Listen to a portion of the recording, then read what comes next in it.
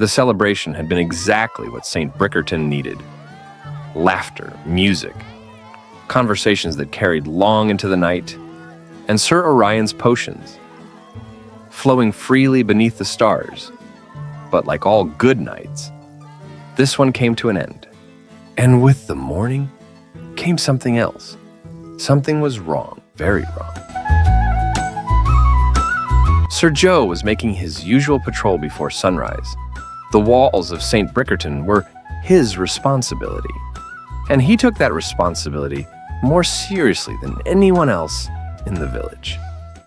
It was near the eastern gate that he saw him. Ahmed, leaning against the stone wall, his sword still in hand, but his face was pale, his breathing shallow, as if he were fighting something invisible.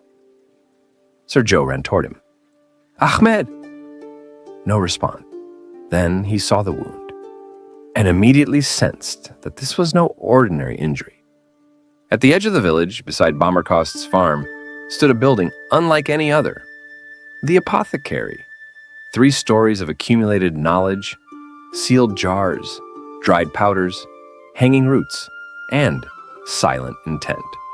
Beside it, a small herb garden flourished with an almost unnatural vitality, as if it were growing with a will of its own.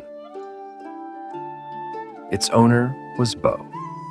Bo preferred the company of plants, fungi, and glass vials to that of most people, not out of coldness, but because of a deep and particular focus that few people could truly understand. She had arrived in Saint Brickerton without much explanation, settled in, opened her shop, and got to work. No one asked too many questions. In this village, that was normal enough. Sir Joe arrived at the door with Ahmed in his arms. Before he could even knock, the door opened. "Bring him inside," said Bo. Sir Joe obeyed. Bo worked in silence. She carefully studied the wound in the light, leaned closer, and then stopped.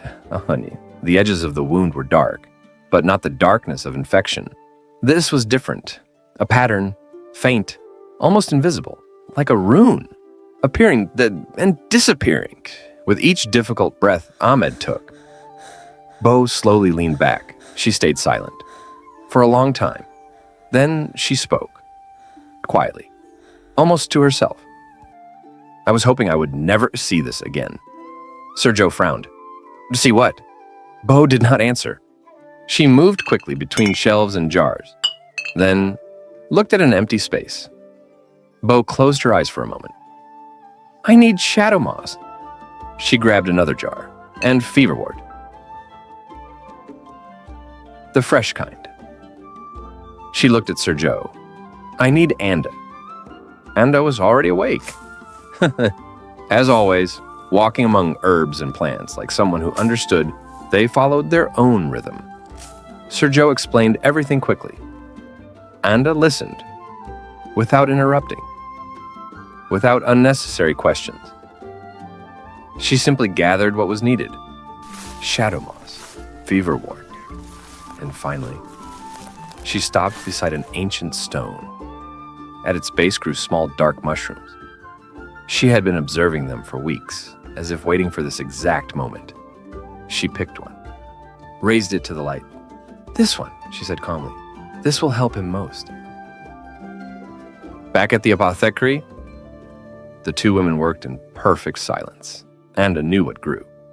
Bo knew what to do with it.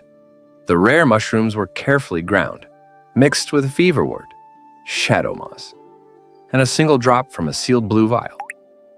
Bo did not explain what it contained, and Anda did not ask. The result did not look exactly like a potion, nor exactly like medicine. Something between the two. Bo applied the mixture to the wound.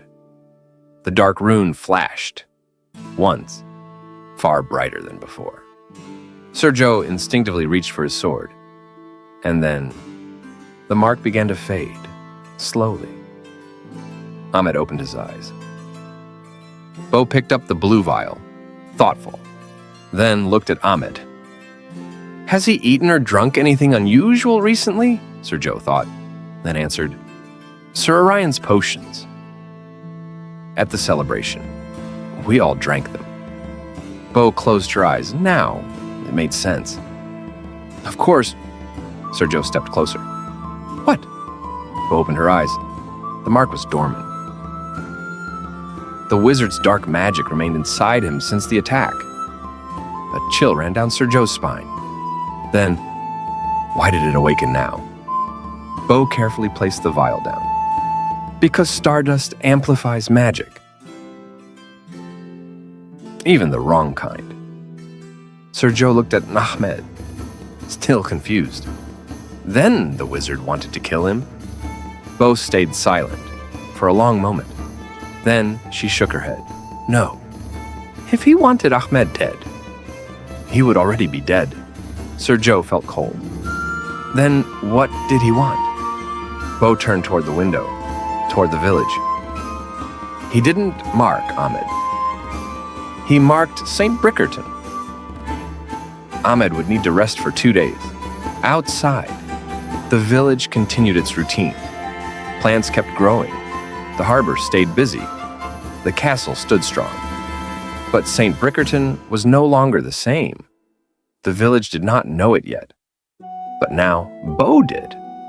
The wizard had not come merely to attack. He had come to prepare something. Something bigger, something yet to come. And with that, Saint Brickerton keeps growing. One module and one creator at a time.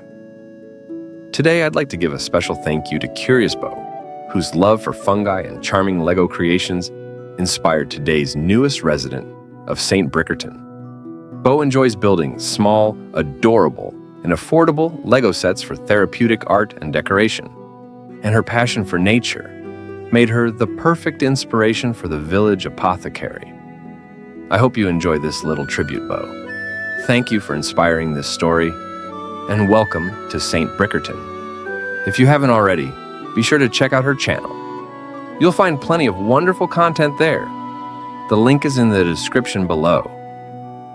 And as always, please like and subscribe. Thanks for watching, and happy building!